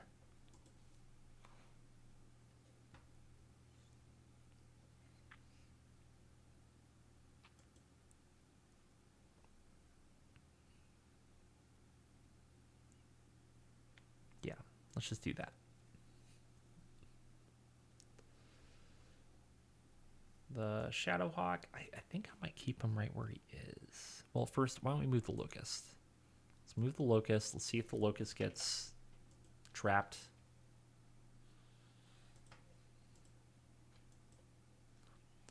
Yeah. We have to hit 6, or we have to get 4 6s to not get stuck at some point in time. This is not happening. And we got stuck. Haha. Okay. I think we're just going to keep the Rifleman where he is. We're going to keep the Blackjack where he is, because they've got good sight lines on all the stuff we actually have to shoot. And then, yeah, let's keep the Shadowhawk where he is. Okay, so Locust, he succeeded on the first piloting skill roll and failed the second one, so he's bogged down now. He's going to have to figure out how to get out next turn. Okay, and let's get a little toasty again. We won't get as toasty as we did last time. I kind of forgot about heat for a while. Forgot that heat was a thing. But now that I remember heat is a thing, it's going to be fine. Okay, let's go ahead. Yep, 7 to hit and 7 to hit. I like those odds. Okay, can you please actually hit the Skulker this time? Okay, thank you.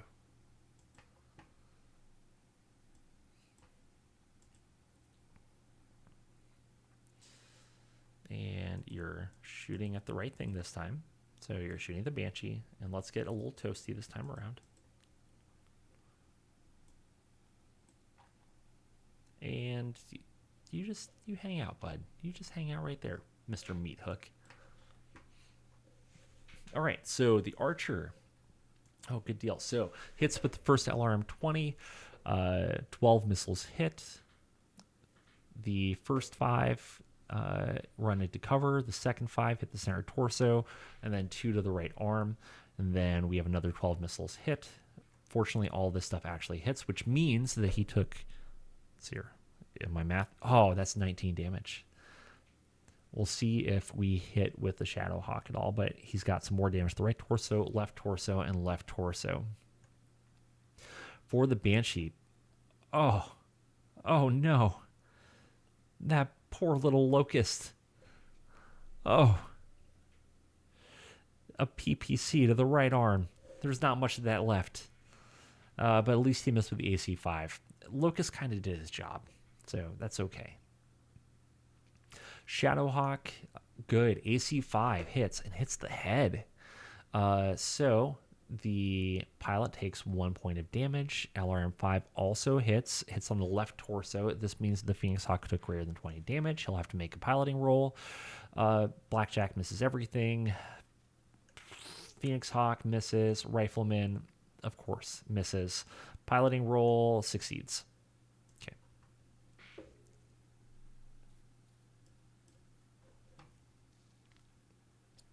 So Archer's at 3 heat. Rifleman's at 4 heat. Okay.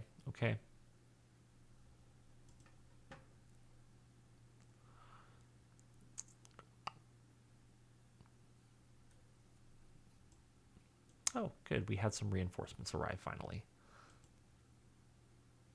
I think some of those are hover tanks too. At least one of them is. We are just going to keep the Archer where he is. Actually, no. Archer's just going to move. Well,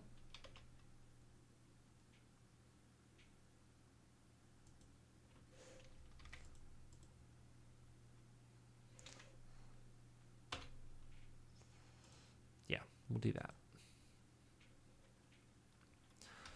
Shadowhawk can stay where he is. I'm really anxious to get this Locust somewhere not there. More.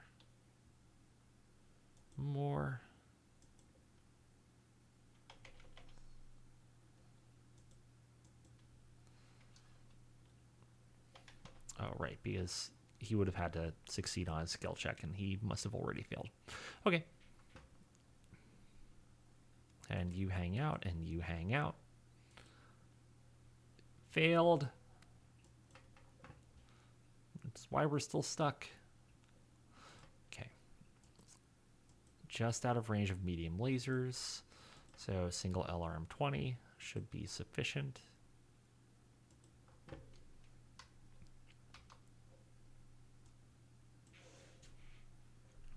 Let's go ahead.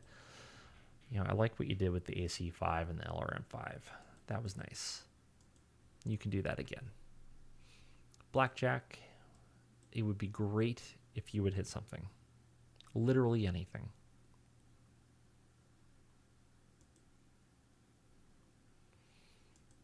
I would really prefer you to actually hit the Skulker. So we're going to do that again. And then a single PPC towards the Banshee should be fine. Fire. Skip. Oh, that poor Locust.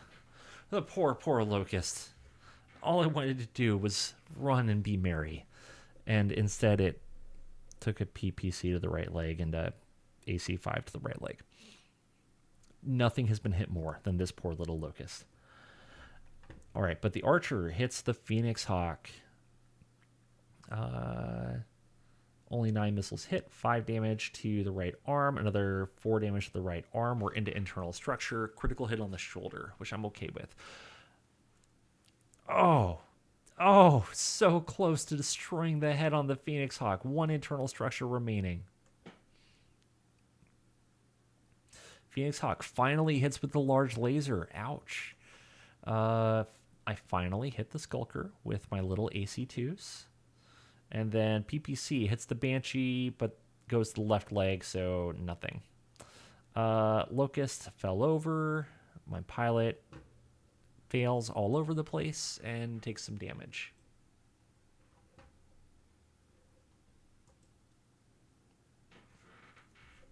Okay, and fortunately, we have gotten rid of all of our heats. We lose initiative.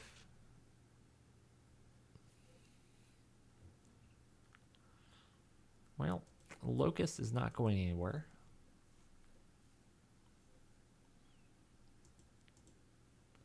Shadowhawk, we're not going to move you. Blackjack, really, everybody's just kind of chilling for right now. That's the moral of the story. Everybody's chilling. Just be chill. Be chill, man.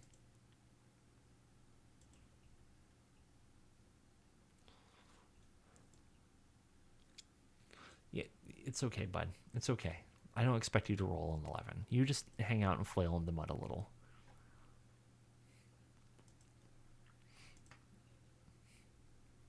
But let's see if we can finally take care of the Phoenix Hawk.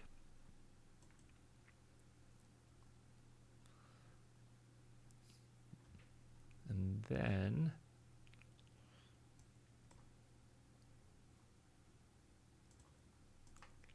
do AC5 and LRM.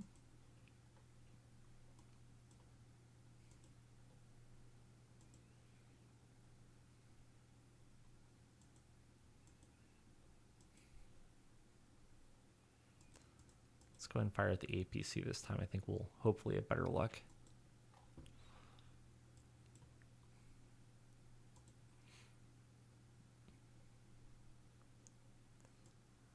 And I think it's a get toasty kind of turn.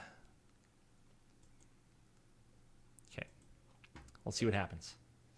All right, Archer fails horribly and misses everything. What's the point of getting hot if you're just going to miss everything? Shadowhawk hits left leg, but nothing happens. Banshee hits that poor Locust again in the right leg. I think we're going to have to bail soon. Any more damage, I'm just worried that he's going to get a critical on his like machine gun ammo, and then suddenly he's going to go boom. And then I'm going to be extra sad because I'll be down a pilot. Ooh, Rifleman hits the left torso, no armor remaining. Left arm also takes a hit. Pilot succeeds his roll. Okay, that's fine. Archer is at 3 heat. Rifleman's at 4 heat. I think we're going to have to take a look at that Locust. But I think we're going to have to just bail. Okay. I don't have warm fuzzies. I do not have warm fuzzies at all. What's in that left torso? Nothing. What's in the center torso? That's where all my machine gun ammo is.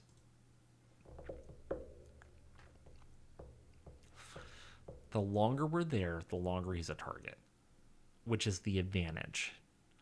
Now, I'm worried that if we eject, our pilot is going to go unconscious. Something terrible is going to happen. He's going to drown in the water because that would never happen. Okay, you're just going to chill. Archer, you're going to chill. Everybody's going to chill. Everybody be chilling.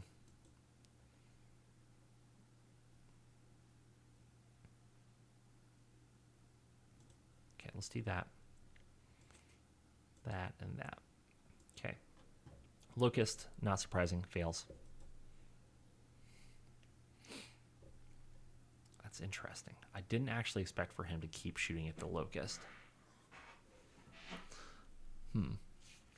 Very interesting. All right, Archer. I think we got to keep getting hot for a minute. Let's get hot one more time, and then we can back off, cool down, and call it a day. But AC5, K7, LRM 7. Can't hit with anything else.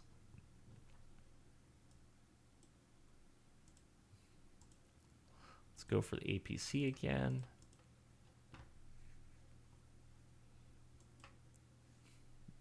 And then I cannot justify. Actually, I can. I can totally justify getting even hotter. Yeah, 8 over, we can make that work. That'll be fine. That'll be just fine. Okay, that's fine. Everything's fine. You don't need a right torso. The right torso is completely superfluous to everything and anything. It's fine. LRM 20 at the Phoenix Hawk, right torso, center torso, left arm, head got blown off. That is very unfortunate for the pilot because he is dead. He is very dead. But just to add insult to injury, we also got a critical hit on the engine, critical hit on the small laser, just lots of bad. Oh, that's even worse. Oh, got hit in the head twice. This guy was host. He was gonna die no matter what. All right, Shadowhawk AC5 hits the Banshee in the right torso. LRM5 misses. AC2 hits the APC. We have a little bit of minor motor damage. Rifleman misses with both PPCs. Okay, I think it's official. I think the Locust has to bail. Archer is at 5 heat. Rifleman is at 8 heat. Both of those need to cool down a little bit. We won initiative. Great. Locust, eject, run away. See, this is what I was worried about. This is not going to end well. My pilot will not do well, and I am scared. But if we take another hit into the center torso, he's going to die anyways. So I think we have to. I think we're stuck. But bright side, Archer can finally join the fight.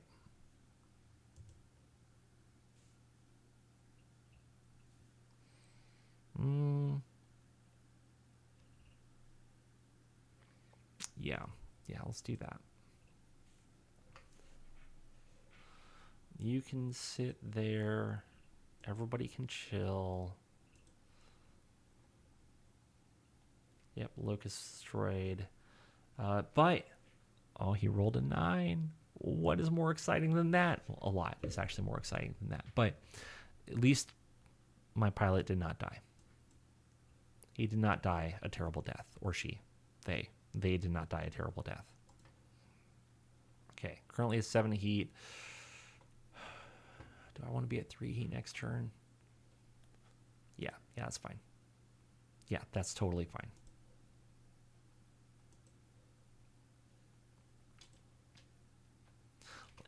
What I should be doing is I should be just targeting down all of this garbage right here, but they're not going anywhere.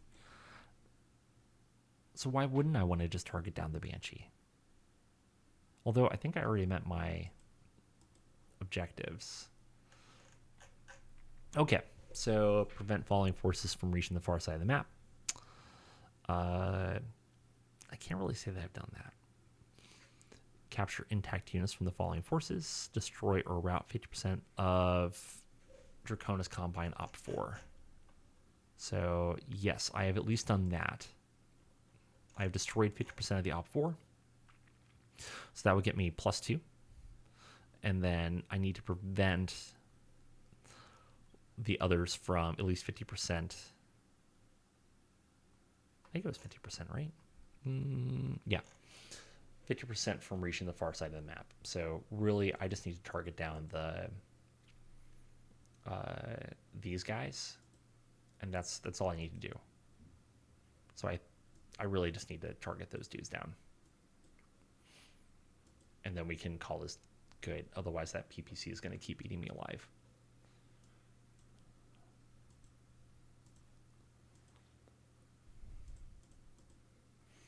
And if I can just immobilize those guys, I know by the spirit, right? They can't make it to the far side of the map because, like, they're stuck on islands. But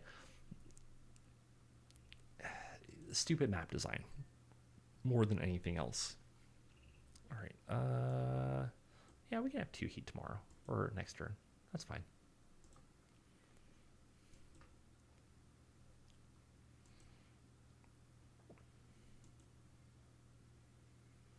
All right, LRM 20 at the Banshee. Hit center torso, right arm, right arm. LRM AC5 misses. LRM 5 at the Skulker hits.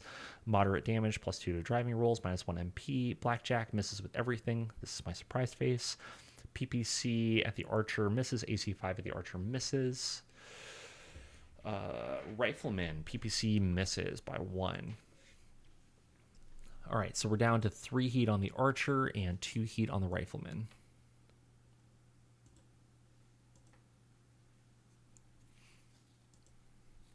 Okay, now all we have to do is... Oh, you're crippled. Great. You can't move. Isn't that nice?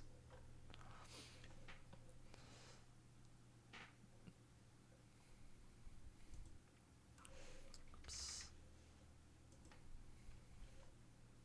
How bad is that piloting skill check? 4? Oh, we can risk it. Okay, don't move, don't move, don't move. Rolled an 8. Yeah, we weren't even close.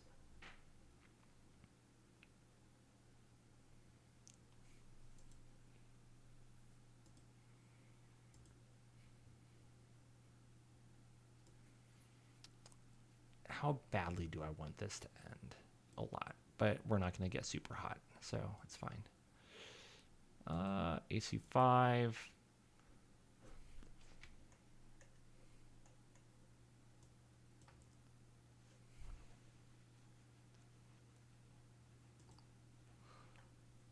So fire and fire done.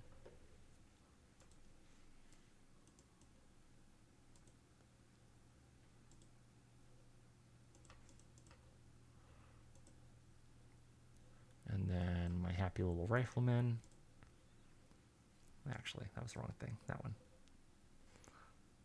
Just one little PPC. And then you can finally be cool. All right, what happened? So Banshee fired PPC at the Archer and missed. Fired an AC5. Hits the left torso. My Archer LRM 20 missed the heavy track vehicle. Sad day. Shadowhawk missed everything. The Hawk hover tank fired the Banshee and missed. Man, that thing carries a PPC.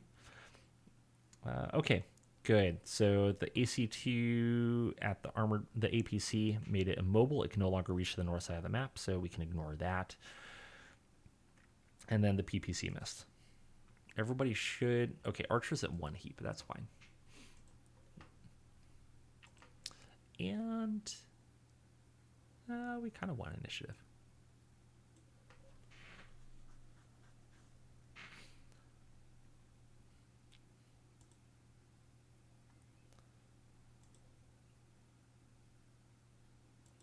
Yeah, we'll go there, see if we can't get a little bit of cover.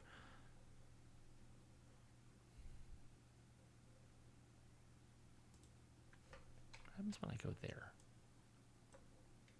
Why not? Let's just do it. Let's go wild and crazy.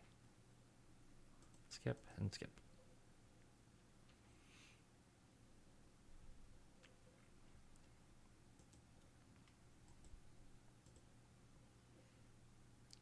Okay, friends, let's see if we can end this so we can all go home and see our families and not die.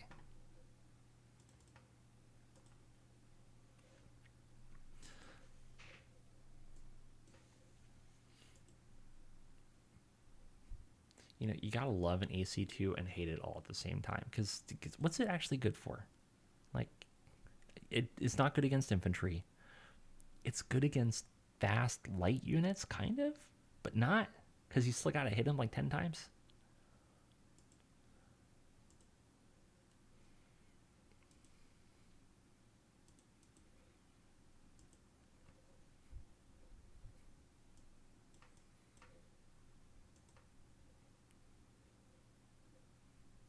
Really? That'll work. Okay. I probably should have just fired with one PPC. I wasn't thinking. Oops. All right. Commander injured, but it can still move. Why? Why?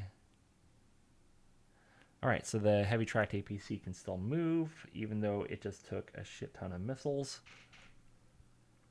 Shadowhawk hits the APC, does a little bit of damage with the LRM-5. Hover tank still misses the PPC, hits with an SRM-4 though, and smacks it in the head, because why not? AC2's hit. PPC, oh, the Skulker had a bad day and died due to PPC. Death by PPC. All right, Archer gets hit by a PPC, but doesn't actually get hit because it hits his cover. Happy I moved him.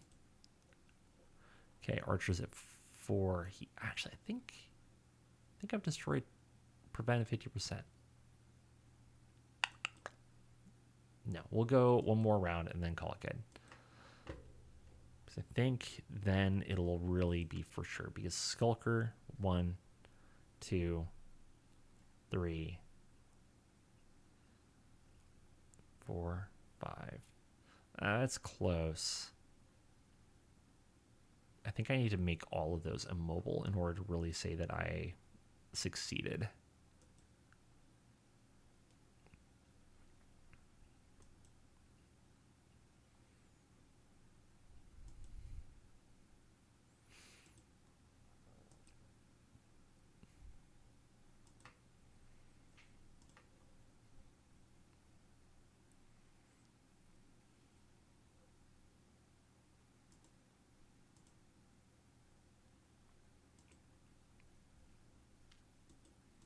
Why not?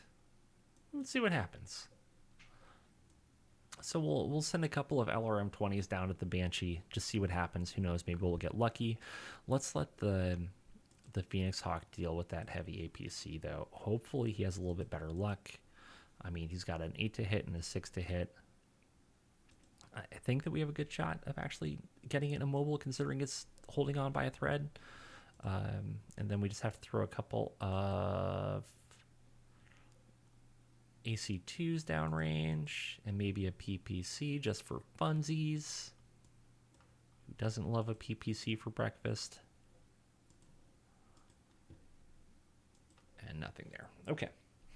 And so our Archer hits with his LRM-20, 12 missiles hit, and he takes damage to the right torso, and left arm.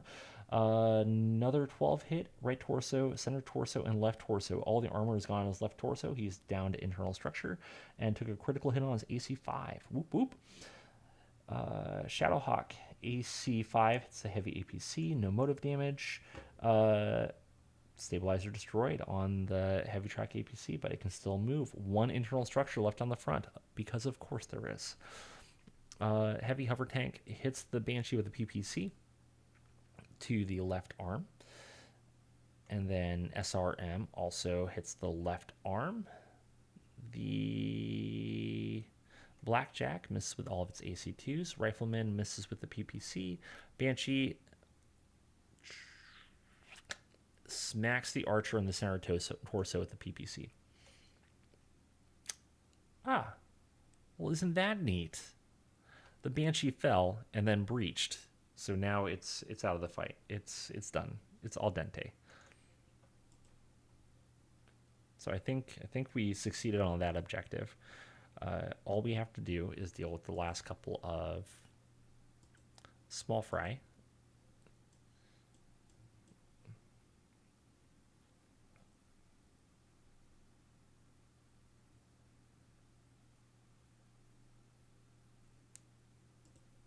We'll have everybody chill for a minute. It'll be great.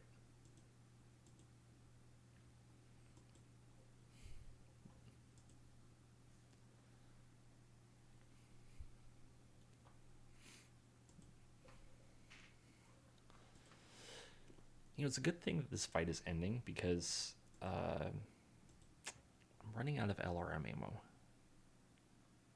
Yeah, I know you're crippled, but you're still mobile.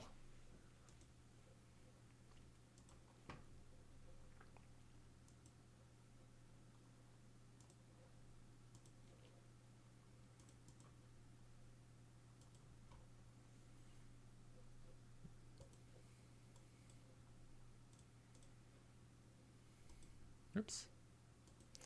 AC2s.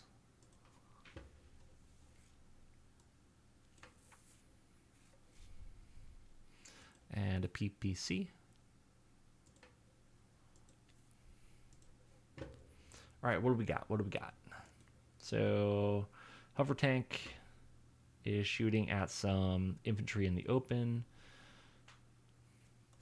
It's where a machine gun is actually really nice for once. LRM-20 misses the heavy tracked APC. AC-5 hits it. It's destroyed because it's all out of armor and all out of internal structure, which is great. AC-2, vehicle immobile. Okay, so everything is definitely good. So when you're all done with your mission, you have to be the one to tell it that the mission is done. The megamek is not smart enough to know that you met your objectives from MekHQ. It just doesn't know. So you type the happy phrase /victory. Boop. And then as soon as you meet the end or get to the end of the round, then it's all done. Okay, great. Heat phase, and that is it. Everything is done. Now remember, so this is fun. This was also added in like 49.5 or something, 49 point something, I think. So you can save a GIF of the battle. Yeah, that's fine. We'll save it there.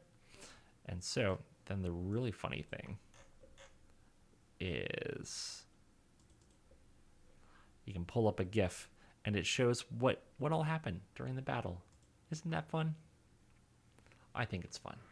I think this was just such a neat little feature that they added. I don't know when it would be useful, but it's really fun. Okay, do you want to keep a record of all units, including salvage to a file? No, I don't think so. So if you're doing a lot of changes and things like that, or you're worried about your files becoming corrupted for some reason, it's always good to save a record. But it's not always necessary. So I'm not going to worry about it right now. Okay, done. Okay, so scenario template states that the enemy always retains the battlefield. Do you want to declare your side as controlling the battlefield? No, we did not. Okay, so my locus was a total loss. Everything else really didn't take very much damage. So we'll go to next. So my locus pilot took a single hit. Everybody else is fine. As for kills, that all looks right.